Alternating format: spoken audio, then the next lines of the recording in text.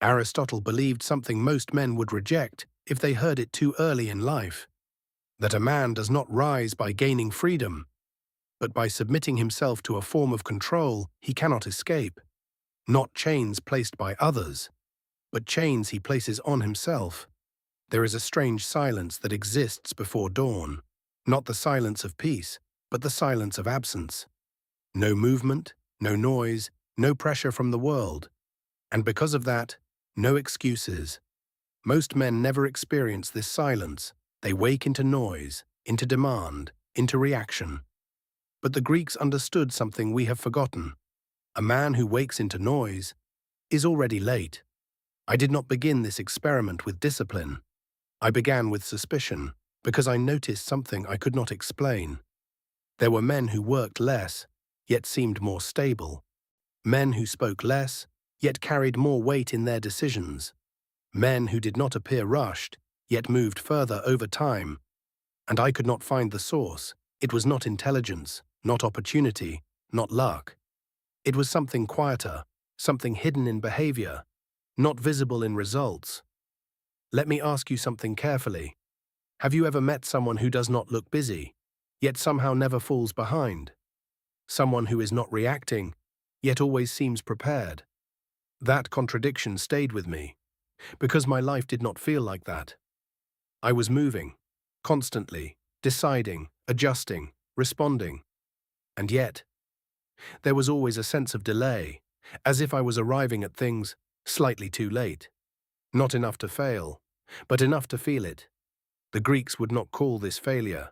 They would call it misalignment. A life slightly out of rhythm with itself, and rhythm was everything to them.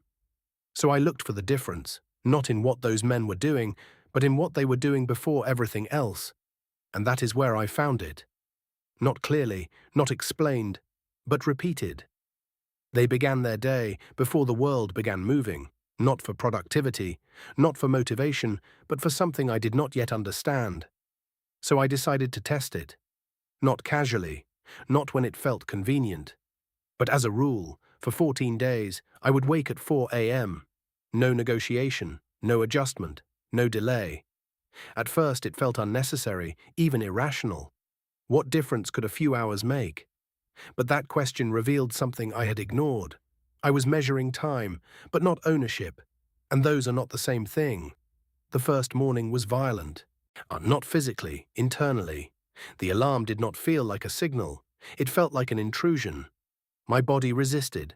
My mind argued.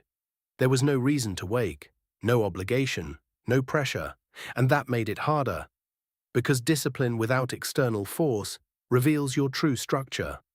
Let me ask you something directly. If no one required anything from you tomorrow morning, what time would you wake? And what would that say about your control? The first 3 days were not productive. They were confrontational. I was not fighting sleep. I was fighting negotiation. The voice that says, "Not today. Start tomorrow. This doesn't matter." That voice is not loud. It is reasonable.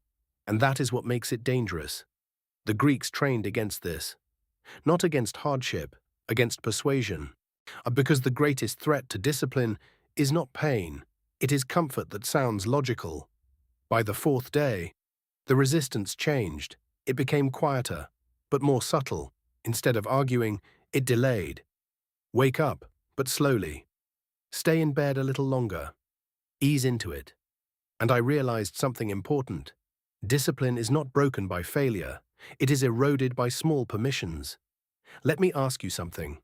Where in your life have you replaced standards with allowances? Where have you lowered your structure without admitting it?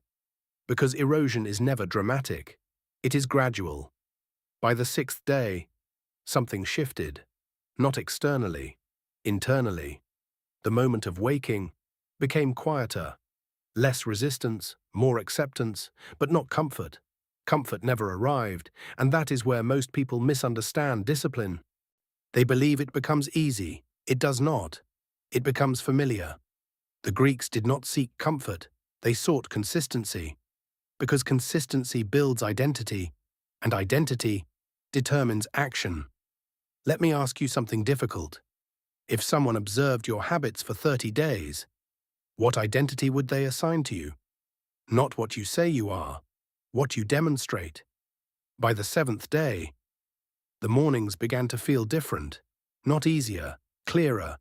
There was a space in time that belonged entirely to me. No messages, no expectations, no demands. And in that space, something unexpected happened. I began to think differently, not faster, not more, but deeper. Because thought, like structure, requires silence. And most people never create it. The Greeks built their lives around this. Moments of isolation, moments of reflection. Because a man who does not think deeply cannot act precisely. Let me ask you something. When was the last time you made a decision without distraction, without urgency, without influence? By the ninth day, the effect began to extend beyond the morning. Decisions throughout the day became sharper, less hesitation, less second-guessing, as if the early hours had set a foundation. The Greeks understood this principle. The first action of the day is not isolated. It becomes the architect of everything that follows. And if that first action is weak, the structure bends. If it is strong, everything aligns. By the 10th day, something became undeniable. The mornings were no longer the point. They were the origin, and what they were creating was not productivity, it was control. And control over the first decision, and that decision was shaping everything else. Let me ask you something clearly. What is the first decision you make every day? And does it strengthen you or weaken you? Because the first decision is never neutral. It sets the standard. By the 12th day, there was no longer resistance, not because it disappeared, but because it lost authority. And that is the true function of discipline. Not to remove difficulty, but to remove its influence. The Greeks did not eliminate struggle. They became unmoved by it, and that is a different form of power. By the 14th day, I understood what I had been missing. Not time, not energy, ownership. Those early hours were not about waking early. They were about claiming a part of the day before it could be taken. And that changed everything. Because once you control the beginning, you influence the outcome, not perfectly, but significantly. Let me ask you one final question. If you cannot control the first hour of your day, what makes you believe you control anything that follows? The Greeks did not wake early for discipline alone. They woke early to establish order, because a man who establishes order within himself is not easily disordered by the world. And that is where arete begins, not in achievement, but in structure, in choosing what most avoid, in acting before demand, in building before pressure. And as Marcus Aurelius wrote, at dawn, when you have trouble getting out of bed, tell yourself, I have to go to work, as a human being.